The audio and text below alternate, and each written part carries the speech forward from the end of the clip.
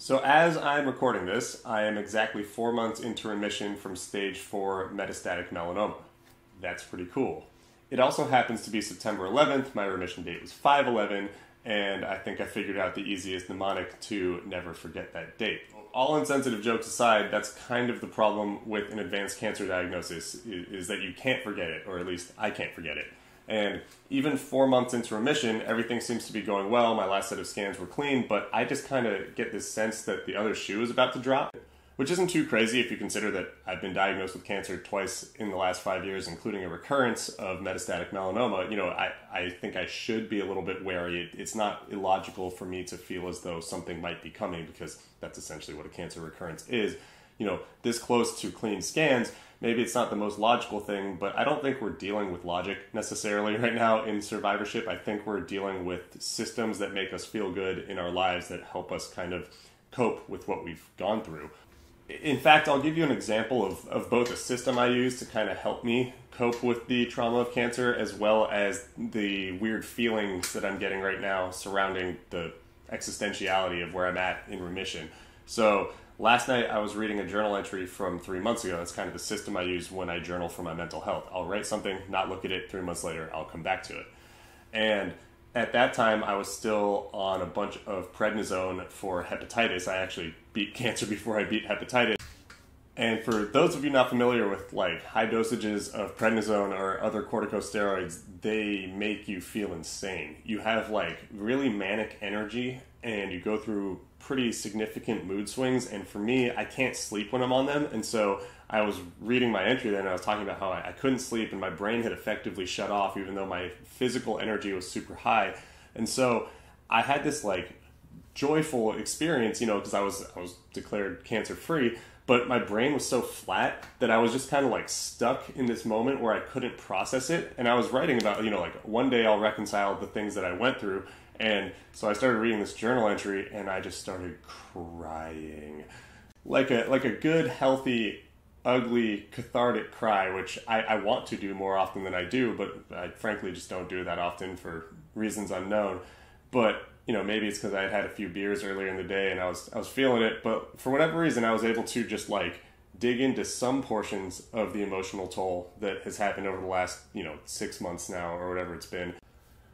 And the thought or the feeling that I kept getting to is why doesn't this feel real? Why doesn't this remission, or honestly, why doesn't this diagnosis into remission add up to maybe what my expectations were about it? Which sounds ridiculous, but I mean, coming from my experience with my first diagnosis and the treatment and the mental health elements of that, you can kind of see how I would develop those weird expectations. My first diagnosis 5 years ago was a complete shock to me, and then, you know, with stage 3 metastatic melanoma, it took over a year for my treatment, and I didn't really stabilize emotionally till well after. This time when I was diagnosed with recurrence and stage 4 in February, I was preparing myself for this, you know, knockdown, drag out affair, both physically and mentally again. You know, the treatment plan was supposed to be 1 to 2 years, and because it was such a shock to have a recurrence 4 years into remission, I hadn't really given myself time to properly think about what I would be like post this long battle or whatever. And I was just trying to go into treatment in a hyper-optimistic or positive mindset so that I could, you know, try and sustain some momentum until what would be an inevitable crash. And then the thing is that never really happened. I mean, I got into a pretty depressed state when I was diagnosed with hepatitis and my thyroid went out and I had gastritis and all that stuff. But I was just so sick, I was bedridden for a month that you know, it was pretty easy for me to draw a line in the sand and say, okay, this is shitty because I'm laying here and I'm sick, but it hadn't really applied to the overall like cancer treatment holistic that I was kind of creating. And then seemingly just as fast as this all started, it was just over. You know, I still had hepatitis and I was still sick, but I did my scans in May and they came back clean and they said, go home, you're done. No more treatment. You know, we'll finish out this prednisone, but you are cancer free again for the second time, which, yeah, of course, it's fucking awesome. But like, I don't think I had time to properly process any of this. And as I'm, you know, cruising through remission, like I'm happy. Day to day, I'm still happy, but I'm beginning to understand that I probably am repressing more grief than I should have, you know, based on the way I started crying yesterday. But that kind of begs the question, like, is there a requisite amount of grief that I'm supposed to have? Is there a prescribed amount of anger or whatever? Because like forcing emotion feels stupid. And on the one hand, I'm still super happy and very optimistic about the outcome. I mean, why would I not be? I beat stage 4 cancer in like 75 days. You know, I dealt with minimal side effects, even though hepatitis and all that stuff was shitty. And it's seemingly blue skies. My oncologist thinks that, you know, everything is trending up. But like in the back of my mind, I keep sitting here going like, didn't I just give the finger to cancer and just be like, nah, we're cool? And like, you know, that other shoe, it feels like it's up here, whether that's rational or not.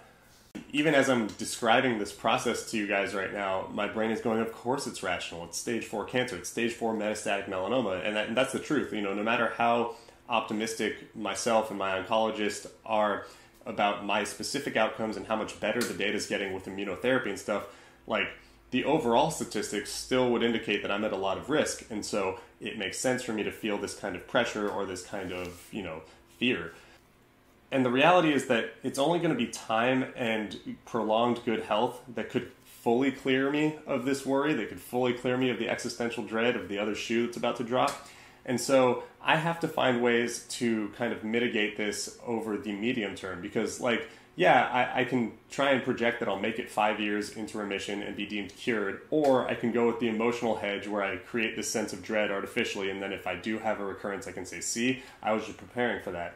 But there's got to be a better way. You know, I don't want to like drift in and out of depression. I don't want to go through the same aimless kind of like identity funk that I dealt with post my first diagnosis, and I'm not having that happen right now.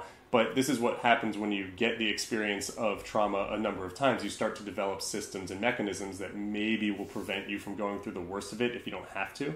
And a couple of those systems are the ones that I've brought up today. Actually, it's self-contained within this. The one system is journaling and looking back on it to see, you know, where I was 3 months ago. And I have made a lot of progress, both physically and mentally. And then similarly, these vlogs are incredible for my mental health, not only because it allows me to sit here and just say what I'm thinking in front of a camera, but it allows me to connect with other cancer patients and to gain their perspective and then allow me to look at their situation and hopefully have some empathy for it and say, okay, this is what other people have gone through. This is what I've gone through. I can kind of see where there's gaps in my understanding of, you know, how bad it could get or like how I'm supposed to deal with these feelings and then go from there.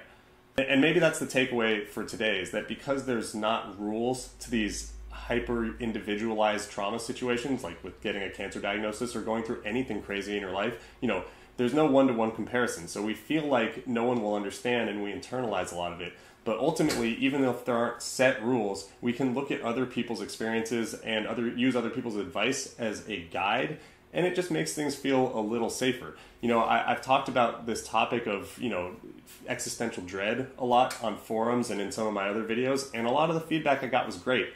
So if I'm going to leave you with anything today, it's that don't be afraid to tell other people about what you're feeling, or don't feel afraid to write it down and then look at it in the future, because your perspective as you're dealing with these things will shift. As you gain more knowledge about what other people have done or what you have historically done, you can use that to then readdress these fears at different points in time. And I'm not promising things will ever be perfect or there will ever be like real closure or resolution to these traumatic feelings. I think part of going through something so big like a cancer diagnosis or other trauma in your life is that it does affect the way you think for a long, long time. But we can only work with what's put in front of us, and you know, if better is the goal, then how do we focus on that? How do we get to better as often as possible? And based on what I've described today, it's certainly not going to be linear, and I certainly don't have the exact answers, because otherwise I wouldn't be effectively giving myself therapy by talking to this camera and appealing to you guys. I'd be probably a therapist or something like that. But in any case, if you are still watching and if you've heard me talk about all my crazy ass feelings that I've had for the last 4 months, I really do appreciate it. It really helps me a lot. More to the point, I think these conversations do help other cancer patients and their loved ones figure out their feelings too. It's unquestionably a scary, confusing, and sometimes lonely experience to live, but the more we share our experiences and the more we help other people understand that we're going through this stuff too, I think it's for the best. And so, once again, I'm going to thank you for, giving me your eyes and ears for this long. Your time is super appreciated. If you want to drop a like or a subscribe to this video or the channel, it would really help me continue to grow these conversations. But otherwise, I will be right back at you soon with another episode. Thanks so much, and I'll talk to you soon. Bye.